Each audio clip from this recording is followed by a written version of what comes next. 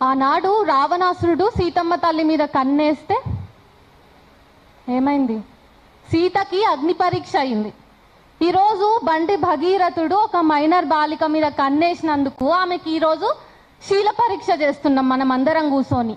ఇప్పుడు కూడా మనం ఆమె మేజరా మైనరా? మన బతుకులు ఇంతే. మనం ఇంతకు మించి ఆలోచించాం. ఆల్రెడీ ఒక ఆడపిల్ల దగా పడ్డది, మీకు తెలుసు కదా మీ అందరికీ. మళ్ళీ ఇక్కడ మేజర్ మైనర్ పంచాయతీ ఎందుకు వస్తుంది? మేజర్ అయితే మేజర్ కేసులు ఉన్నాయి, మైనర్ అయితే మైనర్ కేసులు ఉన్నాయి. అవి పెట్టుకోవచ్చు కదా. ఇగో ఈ ప్రెస్ మీట్ ఇదంతా పక్కకు పెడితే మనం ఒక పని చేద్దాం. పోలీసు వాళ్ళందరికీ, కాంగ్రెస్ వాళ్ళందరికీ, కేంద్రం రాష్ట్ర ప్రభుత్వాల రెండిటికి కాషాయం కండువా కప్పుదాం. మనం అందరం స్ట్రైట్గా పోదాం. మనకు దగ్గర ఉన్న పోలీస్ స్టేషన్లో పోయి కూర్చుందాం. ఒకవేళ అక్కడ కూర్చోకున్నా మనం మన ఇంట్లోనే ఉన్నా. ఇప్పుడు రాష్ట్రం మొత్తం ఓపెన్ పోలీస్ స్టేషన్ అయింది కదా. తెలంగాణ శామన్న వాళ్ళ ఇంట్లో ఉంటాడు. అది అర్ధరాత్ర తెలియదు, అపరాత్ర తెలియదు. ఆయన మీదికి గూండాలు వచ్చినట్టు మళ్ళీ పోలీసులు వస్తారు. పోలీసులకి కాషాయం చొక్కా ఉంది కానీ మెడల కాకి చొక్కా ఉంది కానీ కాషాయం కండుగ తక్కువైంది. కాషాయం కండుగ సోషల్ మీడియా ఓపెన్ చేస్తే నాకు చాలా ఆక్రోషంగా ఉంది. 8వ తారీఖు కేసు ఫైల్ అయింది. 7వ తారీఖు నేను ఒక నికృష్టుని మీద కేసు పెట్టిన. 7వ తారీఖు 8వ తారీఖు పొద్దుగాల నాకు ఒక మెసేజ్ వచ్చింది. మీ కేసు మీ దగ్గర ఉన్నటువంటి మీ సమీప పోలీస్ స్టేషన్కి పంపించబడ్డది. సో మీకు ఏమైనా ఇన్ఫర్మేషన్ తర్వాత అప్డేట్స్ ఏంటో తెలుసుకోవాలని ఉంటే ఈ నెంబర్కి కాల్ చేయండి అని ఒకటి ఇచ్చారు. అబ్బా ఎంత బాగున్నది, తొందరగా తీసుకుంటున్నారు చర్యలు అనుకున్నా. కానీ ఆ మధ్యాహ్నానికి సీనన్న కాల్ చేసి నాకు బండి సంజయ్ ఇష్యూ చెప్పిండు. నువ్వు వీడియో చేయలేదేంటి అన్నాడు.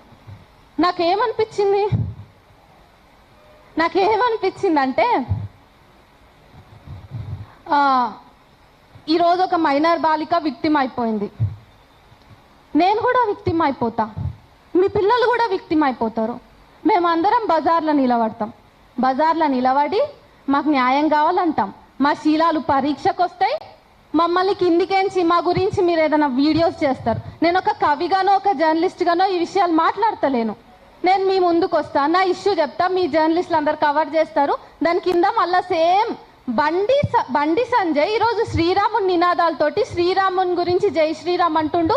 కింద ఉన్న వాళ్ళు హిందువులందరూ జై శ్రీరామ్ అని చెప్పేసి ఆ నినాదానికి రెస్పాండ్ అవుతారు. బండి సంజయ్ కొడుకు ఈరోజు ఒక అమ్మాయిని అత్యాచార యత్నం చేసిండు. రేపు కింద ఉన్న వాళ్ళు కూడా దాన్ని ఇన్స్పిరేషన్గా తీసుకొని చేయొచ్చు. అప్పుడు విక్టిమ్స్ మేమే కదా. ఈ హాల్లో మొత్తం నేను ఇంకొక మహిళ మాత్రమే ఉన్నారు. మేము కూడా విక్టిమ్సే రేపటి నాడు. ఇక మీరు మమ్మల్ని కవర్ చేస్తే కింద మమ్మల్ని లంజలు అని అంటారు.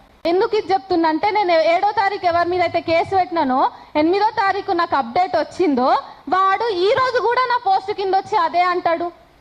Same comment repeated. సో ఇట్లా జరుగుతుంది మన వ్యవస్థలో. ఇక జనాలకు కొంతమంది జర్నలిస్ట్ ముసుగేసుకున్న వాళ్ళకి తెలియదు.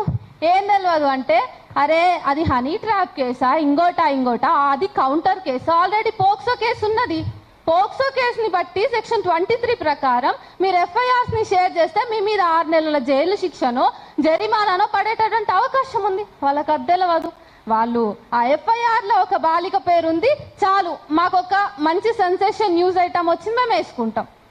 ఈ అమ్మాయి పోక్సో కేసు పడ్డది, ఆమె మైనర్ కాబట్టి జువైనల్ జస్టిస్ కేసు సెక్షన్ 74 కూడా అదే చెప్తుంది. ఎవరైతే ఎఫ్ఐఆర్ సర్క్యులేట్ చేస్తున్నారో వాళ్ళందరి మీద చర్యలు తీసుకోండి అని చెప్పేసి.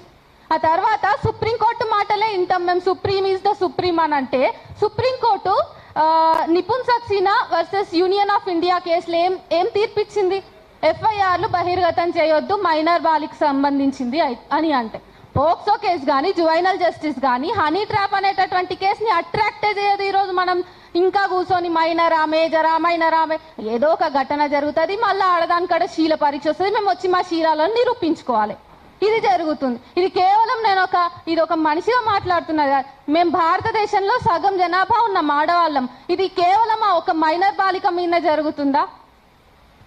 ఎంత హరాస్మెంట్స్ పెరుగుతున్నాయి ఆన్లైన్. ఈరోజు బీజేపీ ఐటీ సెల్ మొత్తం ప్రతి ఆడవాళ్ళ మీద పడుతుంది. ఎవరైతే ప్రశ్నిస్తున్నారో వాళ్ళందరి మీద ఏం చేద్దామంటారు చెప్పండి. మరి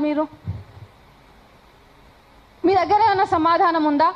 మళ్ళీ రేపు నేను రచ్చకు వస్తా, మళ్ళీ ఇంకొక విక్టిమ్ వస్తుంది, ఇంకొకరు వస్తారు. ఆ రోజు త్రేతాయుధంలో సీతకి తప్పలేదు, ఈరోజు మాకు కలియుగంలో మాకు తప్పలేదు. శీల పరీక్ష. ఇట్లా ఉన్నాయి పరిస్థితులు. కాబట్టి బండి సంజయ్ లేకపోతే ఆయనకో మీరు అధికారం ఉంది, అర్ధబలం ఉంది, అంగబలం ఉంది అని చూపించుకోవాలనుకుంటున్నారు. దేశం మొత్తం ఒక ఓపెన్ శ్మశానం అవబోతోంది. రాష్ట్రంలో ఏ ఆడపిల్లకి జరిగిన దిక్కు దివానం ఉండదు. మీ పిల్లల్ని మీరు కాపాడుకోండి. మీ ఇంట్లో ఉన్న మగోళ్ళకి కొంచెం మీరే జాగ్రత్తలు చెప్పుకోండి. నాకు ఒక పౌరురాలిగా నాకు ఈ వ్యవస్థ మీద నమ్మకం పోయింది. రాజ్యాంగానికి క్షమాపణ చెప్తా కానీ ఇదే మాట అంట నేను. నాకు నమ్మకం పోయింది. ఈ కేసు ఎక్కడనో తేలుతుందని నేను అనుకోను. తేలేదే అయితే ముందే వాడిని బొక్కలేసి మక్కిలు ఇరగొట్టుంటే ఇప్పటికి ఏదో ఒకటి తేలేది. కనీసం బండి సంజయ్ నన్ను అరెస్ట్ చేసి నేను ఒక బుక్ చదువుతున్నా ఈరోజు మధ్యాహ్నం. అందులో ఉంది ఒక అమాయక ఆదివాసి ఒక మైనర్ అతను లేడు, ఆయన లేడు అని చెప్పేసి వాళ్ళ తండ్రిని వేసుకొని పోయి కూర్చోబెట్టారు, అరెస్ట్ చేసిర్రు, 3rd డిగ్రీ ప్రయోగించిర్రు. కొడుకు లేడు కాబట్టి. కొడుకు వచ్చినాక కొడుకుని అదుపులోకి తీసుకుంటాం, అప్పటి వరకు మేము తండ్రిని అదుపులో తీసుకుంటాం అన్నారు. మరి ఇక్కడ తండ్రి ఉన్నాడు. ఏంటది హిందూ ఏక్తా సభలు, ఇంకా జైత్రయాత్రలు అంట, సభలన్నీ తిరుగుతాడు. మళ్ళా శుద్ధపూస లెక్క హిందువులందరికీ సందేశాలు ఇస్తూ ఉంటాడు. ఆయనకు సందేశం ఇచ్చే హక్కు ఉందా? అసలు ఆయనకి ఇంకా ఎందుకు బర్తరఫ్ అది ఒక రేపిస్ట్ పార్టీ పాలనలో మనం ఉన్నందుకు సిగ్గుపడదాం రా ముందైతే. సో రేపిస్టులు అందరు కలిసి మనం పాలిస్తుంటే మనం ఇంత సిగ్గుపడకుండా మళ్ళీ మనము నిరసన తెలియజేస్తున్నాగా మన గట్టిగా ఉండేలే. కానీ మనం మళ్ళీ విక్టిమ్లు అవుతాం. మళ్ళీ విక్టిమ్ కూడా అన్యాయం అవుతుంది. ఈ కేసు ఎట్లా తీసుకోపోతారో అసలు రాష్ట్ర ప్రభుత్వానికి కేంద్ర ప్రభుత్వానికి పెద్ద తేడా లేదు. ఆయన ఎమోషనల్గా ఏక్తా సభలో అక్కడ మాట్లాడుతున్నాడు కానీ ఆ ఎమోషన్స్ అన్నీ మనకు కూడా వస్తాయి. మనం కూడా మనుషులమే. ఆయన చూసుకోవాలి. ఇప్పటికైనా రాష్ట్ర ప్రభుత్వానికి పోలీసు వ్యవస్థకు సిగ్గు శరం ఉంటే ఆయన అదుపులోకి తీసుకుంటారని నేను కోరుకుంటున్నా. థ్యాంక్స్ అమ్మ, నీ ఆవేదన అర్థమైంది. అయితే పరిష్కారం ఏంది, పరిష్కారం ఉండదా లేదా అంటే నేను ఒక 2 ముక్కలు నాగరాజ్ భాయ్ జరాస్ నేను ఒక 2 ముక్కలు మాట్లాడాలి. చాలా లాస్ట్లో ఆవేదనతో మాట్లాడింది కాబట్టి ఒక ఆలస్యం అవుతుంది. ఒక 5 నిమిషాలు ఏం కాదు. ఇంకొకరే వక్త ఉన్నారు. అదే పరిష్కారం ఏంటంటే ఆడవాళ్ళను వాళ్ళ ఇళ్ళల్లో వాళ్ళ అమ్మలను, అక్కలను, చెల్లెళ్లను ఎట్లా గౌరవం